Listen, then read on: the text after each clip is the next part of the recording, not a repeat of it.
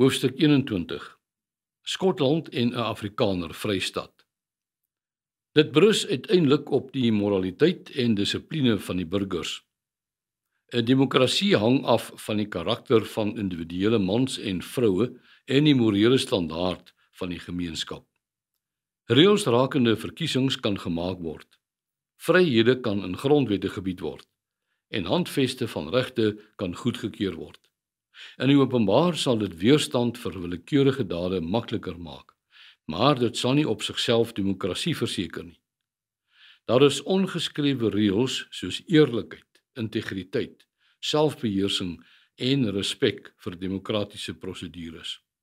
Dis die woorde van Kofi Abrefa-Busia in sy boek Africa in Search of Democracy. Kofi Abrefa-Busia is 'n voormalige eerste minister van Ghana. En dan nog 'n wysgeer uit Afrika, die Zimbabwese politikus Leopold Takawira, wat gesê het: "Ons vra nie meer vir Europeërs om ons goed te regeer nie. Ons wil nou onsself regeer." Die omstandighede in die land laat almal na oplossings soek. Die feit dat die grondwet ruimte vir selfbeskikking maak, laat die vraag ontstaan of dit ooit deel van 'n oplossing vir Afrikaners kan wees. Die doel van hierdie fiktiewe toekomsverhaal oor Brittanje en Skotland is om die omstandighede te skets waarin gevorderde geografiese forme van selfbeskikking noodsaaklik kan word. Dit is wel belangrik om kennis te dra van die reg op selfbeskikking, die verskillende forme daarvan en die redes hoekom selfbeskikking as onafhanklike staat nie nou moontlik is in Suid-Afrika nie. Dit is 15 Julie 2020 en Brittanje is al vir 'n paar jaar in 'n politieke maalkolk. Die Brexit-krisis het die konservatiewe regering in Desember 2019 laat val. Die Britse Arbeidersparty onder die verlinkste Jeremy Corbyn het in 'n blitsverkiesing aan bewind gekom. Sy veldtogtema, Make It Great Britain Again, het kiesers se verbeelding aangegryp. Corbyn se boodskap van radikale transformasie en 'n heimwee na die grootse Britse verlede was soos manna uit die hemel vir die moedelose kieserspubliek. Hy het sy politieke teenstanders geklop en sy gematigde vyande binne sy party uitgeskop. Daar was nie eens een teenstem oor toe hy hulle voormalige leier en eerste minister Tony Blair uit die Arbeidersparty geskort het, omdat hy die Britse werkersklas kamptig verraai het nie. Radikale agenda. Corbyn het met sy Make It Great Britain Again veldtog Downingstraat 10 oorgeneem met 'n groot agenda van radikale transformasie volgens klas en Britse ras. Dit het uit 8 punte bestaan wat hy, soos hy aan die juigende skares beloof het, binne 6 maande deur 'n oorblifte parlement gestoomroller het. Die eerste punt was die sentralisering van Brittanje. Corbyn het die uitgebreide magte wat vorige regerings na Skotland, Wales en Noord-Ierland afgewentel het, teruggetrek en al 3 hulle parlemente ontbind. Almal is weer sentraal uit Londen regeer. Die tweede punt was die herinstelling van sosialisme, wat met hemelhoë belastings op maatskappye en sogenaamde rykes befonds is. Hulle was immers sy politieke opponente, wat tradisioneel vir die konservatiewes gestem het. Die instelling van 'n omvattende maatskaplike stelsel het die lojaliteit van miljoene gewone Britte, Skotte, Walisers en ook Ire gekoop. Britsifikasie. Die derde agendapunt was die radikale Britsifikasie van die hele land. Die Skotse en Waliese taal en geskiedenis is in skole verbied en met een grootse Britse meesterverhaal vervang. Die sing van die bekende Flower of Scotland in die openbaar is gestop. Hulle vla is verban en die Rooms-Katolieke van Noord-Ierland is sogenaamd op hulle plek gesit. Die name van historiese strate, dorpe en selfs stede is verander en met die van Engelse helde vervang. Die vierde agendapunt was radikale transformasie volgens verteenwoordigende bevolkingsformules. Die posvlakke in alle staatsinstellings, die privaat sektor en sportspanne moes landwyd die nasionale bevolkingsgetalle weerspieël. 85% Engelse, 8% Skotte, 5% Wallisers en 3% Noord-Ire. Dit is streng afgedwing met swaar boetes vir oortreders. Loyale pro-Corbyn aktiviste van die Arbeidersparty is landwyd ontplooi om seker te maak dat sy politieke beleid afgedwing word. A Great BRICS. Nommer 5 was 'n nuwe buitelandse beleid. Corbyn het handelsbande met Amerika, die VSA en die Europese Unie, die EU, verbreek en Brittanje by BRICS, bestaande uit Brasilië, Rusland, Indië, China en Suid-Afrika, laat aansluit. Op 'n voorstel van 'n uitgelate president Vladimir Putin is die organisasie terstond na Great BRICS herdoop, ter ere van Brittanje se toetrede. Corbyn het die skielike verswakking van die Britse pond en die skerp styging van die inflasiekoers en staatsskuld as tydelike verskynsels afgemaak. Hy het beweer dat dit deur vyandige kapitaliste gedryf is wat sy projek om die armes op te hef wou dwarsboom. Punt 6 was radikale ekonomiese transformasie om historiese ongelykhede gelyk te maak. Corbyn het 'n beleid van radikale BBBEE, dit is British Broad-Based Economic Empowerment, ingestel om die Britse werkersklas te bevoordeel. Drakoniese BBBEE handveste vir elke sektor het die ekonomie so drasties begin reguleer dat dit in die praktyk op nasionalisering neergekom het. Die ekonomiese inkrimping kort hierna is gevolg deur 'n rekordtekort op die land se lopende rekening, 'n val van sakevertroue en 'n beleggingsstaking. Die skielike toename in werkloosheid is deur Corbyn deur groter staatsindiensname van sy ondersteuners teengewerk. Ekonome wat gewaarsku het dat die welsynstelsel en staatsdienssalarisse alleen die land oor 'n fiskale afgrond sou kon stoot, is deur Corbyn van onpatriotisme, anti-Britsheid en 'n heimwee na die verlede beskuldig. Onteiening. Punt 7 van Make It Great Britain Again was onteiening sonder vergoeding. Corbyn het veral die grond van ryk Britte geteken, omdat hulle adelike voorouers dit volgens hom eeue gelede gesteel en deur die histories onbillike klassestelsel behou het. Hy het ook groot stukke sogenaamde onderbenutte grond in en om stede en dorpe onteien en aan armes uitgedeel om ruimtelike integrasie van klasse te bevorder en werkers nader aan hulle werkplek te vestig. Dit het informele strukture laat opskiet en die bestaande infrastruktuur heeltemal oorlaai. Massamigrasie. Nommer 8 was massamigrasie uit statebondslande. Na wydverspreide en grootskaalse onluste die behuisingsnood van die nuwe aankommelinge in die openbare kolle geplaas het, het die regering groot behuisingsskemas aangepak. Klagtes dat hierdie skemas bykans elke dorp met onooglike staatsbehuising omsingel, wat eiendomswaardes laat daal, die omgewing benadeel en misdaad laat toeneem, is die regering as rassisties afgemaak. Corbyn se radikale transformasie van die land het tot wye onbestendigheid in Brittanje gelei. Daar was 'n skerp toename in geweldsmisdaad en 'n grootskaalse verval van dorpe, stede en staatsinstellings.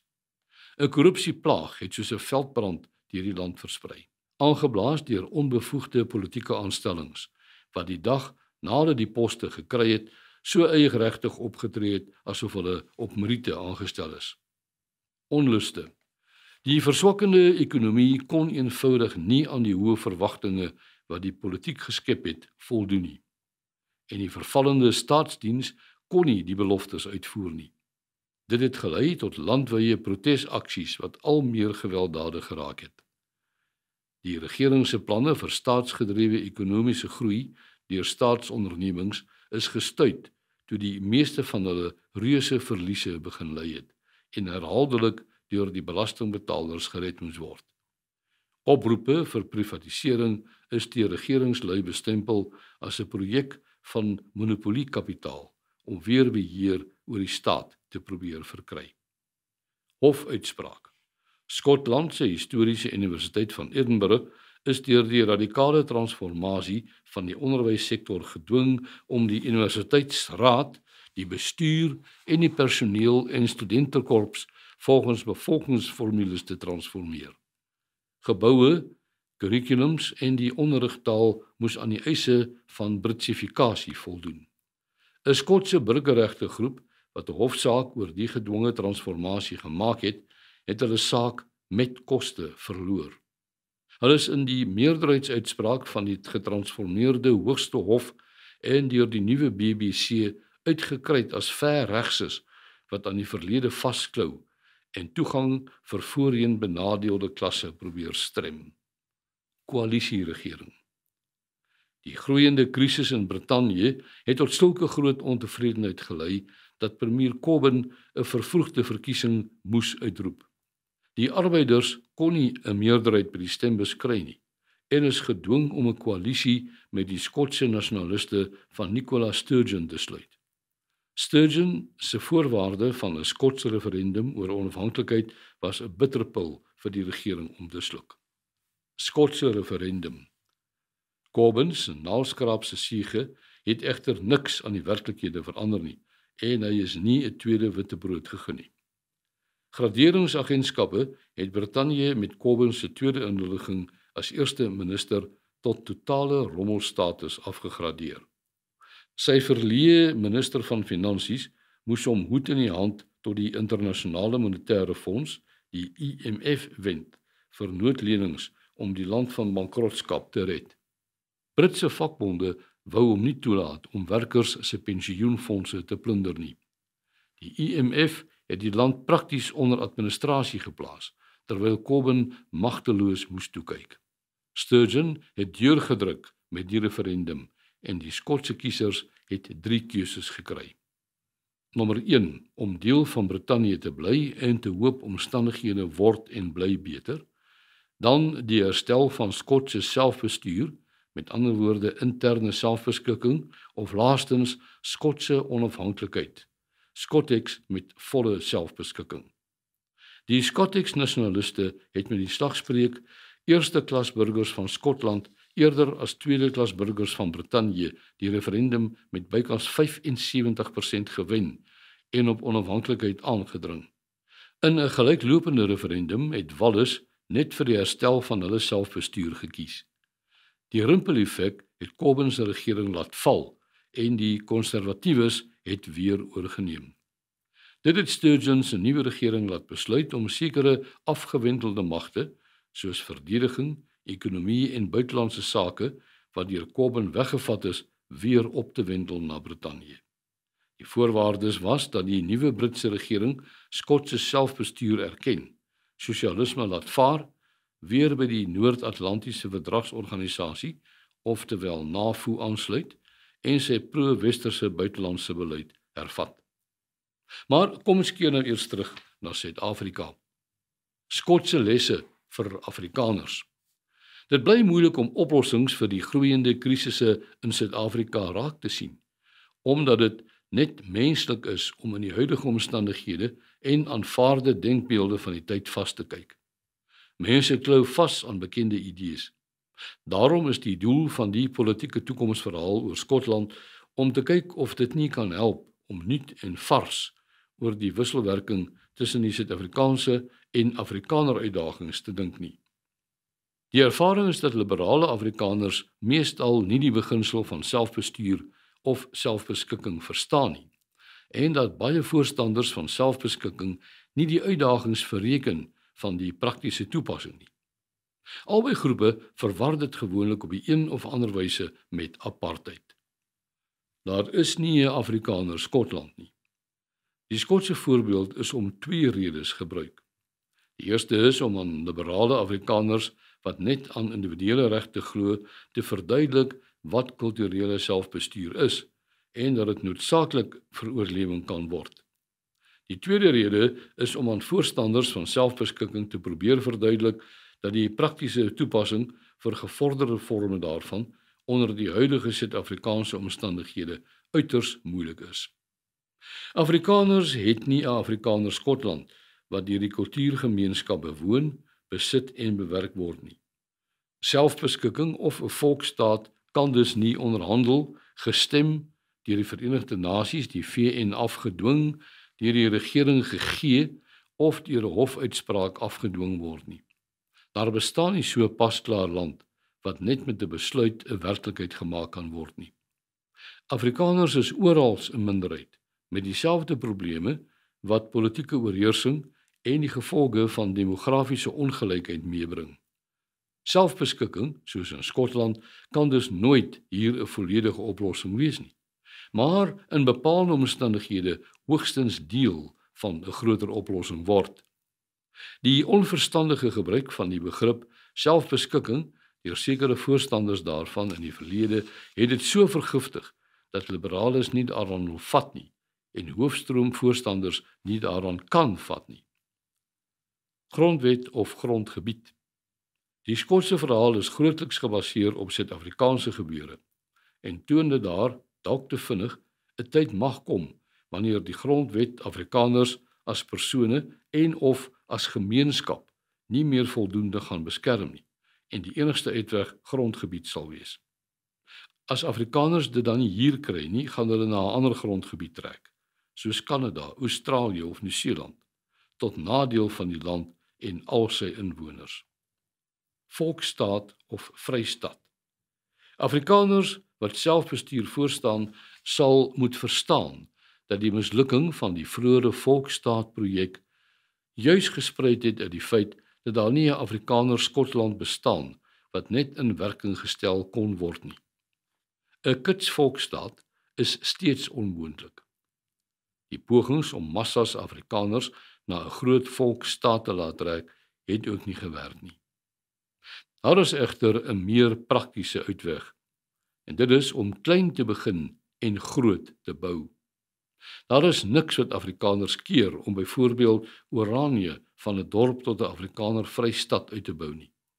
So 'n Vrystaat kan later tot 'n provinsie of selfs meer groei. Dit kan deel word van 'n landwyse risikobestuursplan van groeiende selfbestuur deur netwerke van sterk gemeenskapsorganisasies.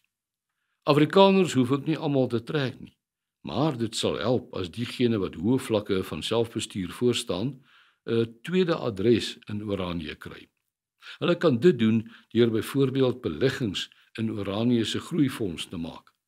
Die fonds lewer nie net 'n finansiële opbrengs nie, maar bied ook 'n kulturele groeidividend. Afrikaners wat meer vertroue in die moontlikhede van selfbestuur as in die moontlikheid van 'n suksesvolle ANC-staatsbestuur het, kan so die grondwetlike ruimte vir selfbeskikking benut om 'n stad van onder af te bou, omdat 'n staat nie van bo af gegee kan word nie. Dit is tog selfs vir liberale Afrikaners beter om te help om 'n veilige Perth hier te bou, as om hulle geliefdes na Perth in Australië te sien trek. Dit kan 'n onderdeel van 'n veel groter en landwyse projek vir groeiende selfbestuur wees.